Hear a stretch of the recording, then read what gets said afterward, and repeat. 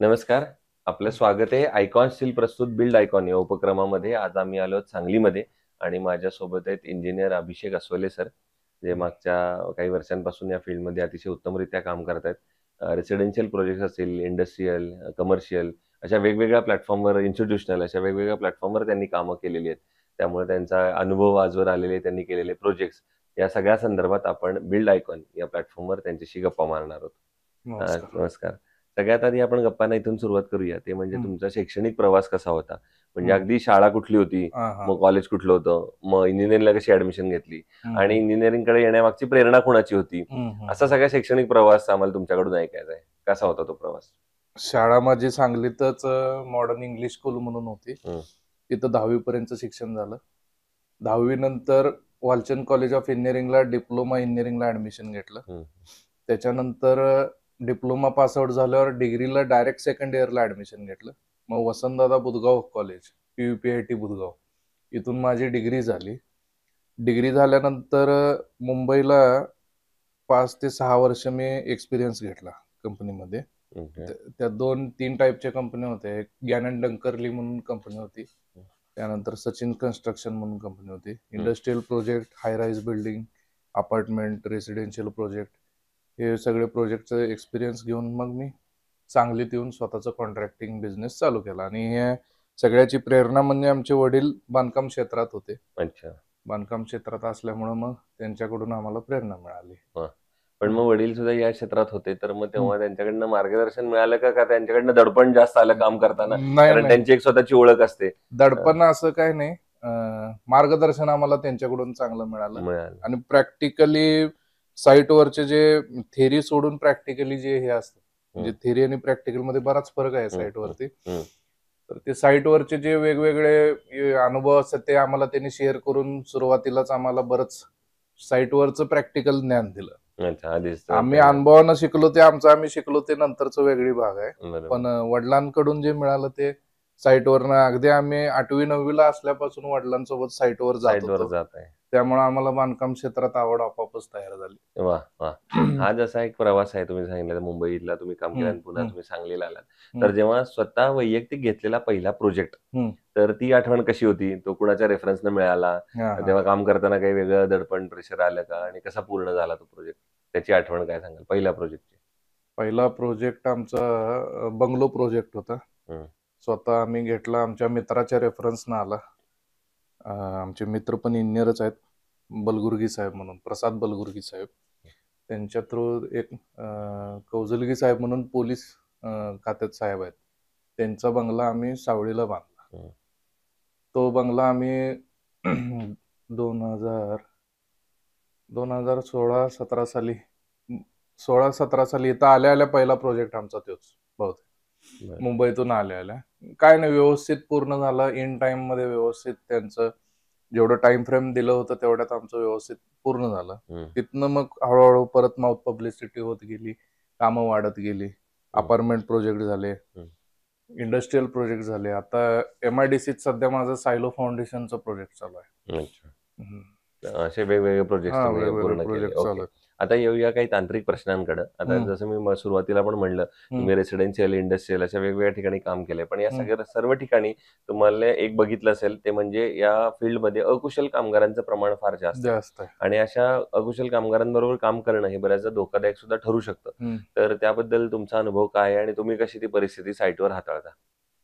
कामगारांना पहिला ट्रेनिंग द्यायला लागतं. अच्छा. हा, हं, सुरुवातीला आता साईटवर नवीन मशिनरी आली. आता समजा लिफ्ट मशीन आली किंवा आणि काही कॉन्क्रीट मशीन आली, हं, व्हायब्रेटर आलं. हे जे वेगवेगळ्या साईटवरचे मशीन्स आहेत त्याचं पहिला ट्रेनिंग द्यायला पाहिजे. सेफ्टी प्रिकॉशन्सला तुमचे हेल्मेट, सेफ्टी शूज हे सर्व दिलं पाहिजे. आणि जे कामगार काम करताना चुकत असतील तर त्यांना व्यवस्थित समजून सांगून त्याचं टेक्निकल महत्व समजून सांगून मग त्यांच्याकडून ते काम करून घेतलं तर पुढच्या वेळी त्यांनी ती चूक करत नाही, बरोबर आहे. व्यवस्थित होते. बरोबर. दुसरं कन्स्ट्रक्शनमध्ये प्लॅन हम्म. या स्टेजला फार महत्त्व आहे. हो. आराखडा किंवा रचना आपण हो, म्हणतो. बरोबर. तर आणि आता तर तुम्ही वेगवेगळ्या ठिकाणी तो हम्म, करताय वेगवेगळ्या हम्म, सेक्टरसाठी. हम्म. तर अशा वेळेला प्लॅनिंगचं तुमच्या अँगलमधनं काय महत्त्व आहे आणि तुम्ही कसं प्लॅनवर काम करता? प्लॅनिंग प्रोजेक्ट बांधकाम ऍक्च्युअल चालू व्हायच्या आधी प्लॅनिंगला फार महत्व आहे. एकदा प्लॅन फायनल झाला की त्यात चेंजेस करू नयेत शक्यतो, कारण त्यात परत इन कन्स्ट्रक्शन किंवा ड्युरिंग द कन्स्ट्रक्शन जर चेंजेस झाले तर त्या प्लॅनिंगमध्ये परत मग ऍट द साईट फार बदल होतात किंवा मग परत डिझायनरला सुद्धा अवघड जाते. कारण नवीन चेंजेस झालेल्या प्रमाणे परत नवीन कॉलम पोझिशन घ्या किंवा ऍक्च्युअल कन्स्ट्रक्शन निम्म्या ह्याच्यापर्यंत आलेलं असताना चेंजेस करणे हे बरोबर नाही. त्यामुळं तुमचं फुल प्रूफ प्लॅनिंग पाहिजे आणि व्यवस्थित कन्स्ट्रक्शन चालू व्हायच्या आधी तुमचं फायनल प्लॅनिंग पाहिजे की ज्याच्यानंतर परत चेंजेस होता कामा नयेत. बरोबर. असं असेल तर प्रोजेक्ट व्यवस्थित होतो. अगदी. हम्म. रेसिडेन्शियल बंगलोचं पण तुम्ही बरेच काम केलेलं आहे, तर हम्म. त्यावरचा हा प्रश्न आहे ते म्हणजे बऱ्याचदा तुम्ही कस्टमरकडनं एक वाक्य ऐकलं असेल, की आमचं बजेट इतकंच आहे आणि आता इतक्याच बजेटमध्ये बसवून द्या हे सगळं घर. तर अशा वेळेला बजेट आणि क्वालिटी या दोन्हीचा समतोल मग तुम्ही कसा साधता? आम्ही कसं करतो, एक तर तुम्हाला क्वालिटी मिळणार किंवा बजेट मिळणार. आम्ही क्लिअर कट सांगतो. दोन्ही जर एका जागी पाहिजे असेल तर तुम्हाला कॉम्प्रोमाइज थोडं थोडं करायलाच लागतंय. तुम्हाला जर क्वालिटी लागणार असेल तर बजेट थोडंसं लूज सोडायलाच लागतं. आणि जर तुम्हाला बजेट टाईट ठेवायचं असेल तर तुम्हाला क्वालिटी मिळत नाही. ह्याच्यात कॉम्प्रोमाइज होत नाही. बरोबर. क्वालिटी आणि बजेटमध्ये कॉम्प्रोमाइज होत नाही. तुम्हाला जर क्वालिटी पाहिजे असेल तर कॉस्टिंग जास्त जाणारच. बरोबर. त्याला पर्याय नाही. पुढचा प्रश्न या सगळ्यापेक्षा वेगळा आहे. तो म्हणजे असा आहे की तुम्ही जसं इथले सांगलीतले मूळचे आहात, आता काम करताय, इंजिनियर आहात. तर प्रश्न असा आहे की तुमचे एक इंजिनियर म्हणून विकासाचं विजन सांगली जिल्ह्याबद्दलचं काय आहे? म्हणजे पुढच्या 10-15 वर्षात जर सांगलीचा सर्वांगीण विकास आपल्याला करायचा असेल तर कुठल्या क्षेत्रांवर जास्त काम करायला पाहिजे, कुठल्या सेक्टर्सवर आता जास्त काम झालं पाहिजे, तर आपल्याला ती पुढच्या 10-15 वर्षात तो विकास इथं दिसेल सांगलीमध्ये? सांगलीमध्ये जास्त करून इंडस्ट्रियल ग्रोथ पहिला व्हायला पाहिजे. जास्त करून इथं रोजगार संधी निर्माण व्हायला पाहिजेत. फॅक्टरीज इथं कोल्हापूरला त्यांना आता कागल MIDC 5 स्टार MIDC तसं आले. त्या ह्यानं सांगलीत तेवढी म्हणावी तशी इंडस्ट्रियल ग्रोथ नाही. इंडस्ट्रियल ग्रोथ नसल्यामुळं इथलं सुशिक्षित तरुण बाहेर जातो. जर सांगलीतच रोजगाराच्या संधी आल्या, इंडस्ट्रियल ग्रोथ झाली, सगळे IT सेक्टर म्हणा किंवा मेकॅनिकल इंडस्ट्रीज म्हणा, या जर इंडस्ट्रीज सांगलीत आल्या तर इथल्या इथं रोजगार मिळेल. आपोआप रोजगाराच्या संधी झाल्या तर माणसं इथून बाहेर जाणार नाहीत पुण्याला, मुंबईला. आणि त्याच्यामुळं इथं रोजगाराची संधी झाली तर आपोआपच सगळीच आर्थिक व्यवस्थेला चालना मिळते. बांधकामं वाढत जातील, व्यवसाय वाढत जातील. हे आमचा दृष्टिकोन आहे. पण मग जर इंडस्ट्रीला चालना द्यायची असेल तर मग शासनानं काय पावलं उचलली पाहिजेत असं तुम्हाला वाटतं? शासनानं MIDCत थोडे सवलत दिली पाहिजे. MIDCतल्या सुखसोयी वाढवायला पाहिजेत. इंडस्ट्रियल ग्रोथ होईल किंवा इथं कमी किमतीत जागा त्यांना उपलब्ध करून दिल्या पाहिजेत. ट्रान्सपोर्ट फॅसिलिटी चांगल्या करून दिल्या पाहिजेत. रोडचं आता आपल्या इथं जवळच हायवे, आता सोलापूर हायवे झालेला आहे. तशाच टाईपचे अजून चांगले रोड झाले. आता तानंग साईडला आपले वेअर हाऊसेस आणि गोडाऊन्स भरपूर होतात. का तर ते हायवेच्या एकदम जवळ आहेत. हायवे पासून जवळ असल्यामुळं, हायवे झाल्यामुळं तिथं वेअर हाऊसेस आणि गोडाऊनला डिमांड आले.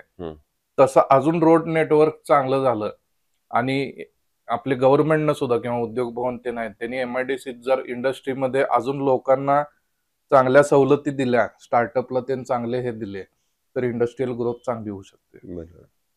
पुढचा प्रश्न असा आहे, थोडा अवघड, म्हणजे आजवर केलेल्या प्रोजेक्ट पैकी एखादाच आयकॉनिक प्रोजेक्ट सांगता येईल का, की जो प्रोजेक्ट तुमचं स्वतःचं नाव, ओळख त्यानं तुम्हाला दिली किंवा तुम्हाला करताना तो आनंद समाधान जास्त वाटला, असा एक प्रोजेक्ट? तानंगला आम्ही एक वेअर हाऊस कन्स्ट्रक्शन केलं होतं. उदले साहेब होतं त्यांचं.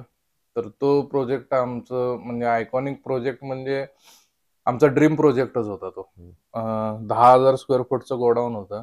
लिटरली आम्ही 75 दिवसात कम्प्लीट करून दिलेलं. पूर्ण सिव्हिल वर्क.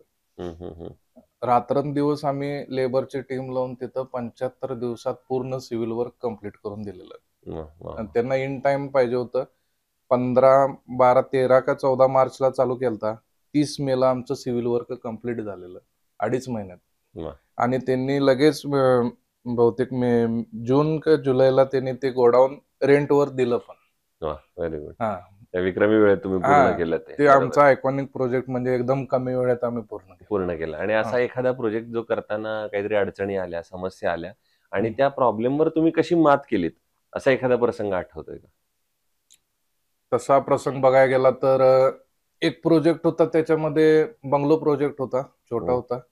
त्याच्यामध्ये फर्स्ट फ्लोअर झाल्यावर क्लायंटला थोडेफार चेंजेस हवे होते. ओके. त्यांना वरच्या फ्लोअरला स्विमिंग पूल टाईप असं जरा पाण्यासाठी हौद असणार पाहिजे होता. मग आम्ही म्हटलं आता हे शक्य नाही, कारण त्याला परत पाण्याचा लोड आला, त्याचं कन्स्ट्रक्शन आणि त्याला परत फुटिंग घ्यायला पाहिजे, सेपरेट आहे त्या स्ट्रक्चरवर ते होणार नाही. आणि आम्ही सांगितल्यावर मग परत ते थोडे दिवस काम थांबलेलं, थोडा डिले झाला, शेवटी ते कॅन्सल केलं आणि जसं पूर्वी होतं तसंच कन्स्ट्रक्शन पूर्ण केलं. हा, कारण जागेची कमतरता होती आणि ऑलरेडी फर्स्ट स्लॅब झालेला, त्यामुळे ते शक्य नव्हतं. ते म्हणून मगाशी सांगितलं असं प्लॅन महत्वाचं आहे. प्लॅन फार महत्वाचा आहे. दुसरं, कन्स्ट्रक्शन मध्ये जेव्हा स्टील निवडण्याची वेळ येते तेव्हा तुम्ही काय पॅरामीटर्स बघता आणि मग ठरवता की हे स्टील चांगलं आहे किंवा हे वापरलं पाहिजे? एक त्याचं स्ट्रेंथ आणि इलॉंगेशन, ते तुमचं इलॅस्टिसिटी आणि पर्सेंटेज इलॉंगेशन आणि स्ट्रेंथ, याला फार महत्व आहे. कन्स्ट्रक्शनला भूकंपामध्ये बिल्डिंग टिकली पाहिजे आणि भूकंपामध्ये मॅक्सिमम भूकंप आला तरी ते रिस्टेन झालं पाहिजे. त्या हिशोबाने आम्ही स्टील घेतोय. त्यामुळे चांगले नावाजलेले कंपनी आहेत, जसं आयकॉन स्टील आहे किंवा राजुरी आहे. 550D 500D जे असेल ते आम्ही त्या टाइप मध्ये घेतो. दुसरं, आयकॉन स्टील तुम्ही यापूर्वी कधी वापरलं होतं? वापरलं. आता आमच्या ड्रीम प्रोजेक्ट आम्ही सांगितला वेअर हाऊसचा, त्याच्यातच आयकॉन स्टील वापरले. तर मग तुमचा प्रॉडक्ट म्हणून आणि सर्व्हिस म्हणून कसा आहे अनुभव? चांगला आहे. आयकॉन स्टील चांगला आहे आणि सर्व्हिस पण चांगली आहे, काय अडचण नाही. आणि आता शेवटचा प्रश्न म्हणजे, या क्षेत्रात जे तरुण इंजिनियर्स येत आहेत, ज्यांना या क्षेत्रात मध्ये पहिलं आता पाऊल ठेवणार आहे, तर तुमच्याकडून त्यांना काय सल्ला असेल? आम्हाला सल्ला असेल, आमचा असा सल्ला असेल की पहिला नॉलेज पूर्ण घ्या मुलांना. जे कोण नवीन मुलं असतील त्यांनी याच्यामध्ये येऊन पहिल्यांदा अनुभव चांगला घेतला पाहिजे. चांगलं तुमचं थेरॉटिकल नॉलेज तर चांगलं हवंच, शिवाय प्रॅक्टिकल नॉलेज पण चांगलं असेल, मग तुम्ही स्वतःचा व्यवसाय चालू करू शकता, काही अडचण नाही. आणि शक्यतो सगळ्यांनी व्यवसायाकडे वाटचाल केलेली चांगली आहे. सो हे होते इंजिनियर अभिषेक अस्वले सर, आणि त्यांनी सांगितलं त्याप्रमाणे की जसं एखाद्या कन्स्ट्रक्शनला पाया भक्कम असेल तर तुम्ही ती बिल्डिंग उभारू शकते, तसं जर तुमच्याकडे नॉलेजचा पाया चांगला भक्कम असेल, थेरॉटिकल आणि प्रॅक्टिकल नॉलेजचा, तर अर्थातच तुमचं करिअर चांगलं घडू शकतं. आणि त्यांचं म्हणण्याप्रमाणे प्रत्येकानं व्यावसायिक व्हावं, उद्योजक व्हावं, यामध्ये खूप मोठ्या संधी आहेत. पुन्हा एकदा आपले मनापासून आभार की तुम्ही आलात, आणि भविष्यात सुद्धा असेच आयकॉनिक प्रोजेक्ट तुमच्या हातून घडावेत याच आयकॉन स्टील तर्फे मनपूर्वक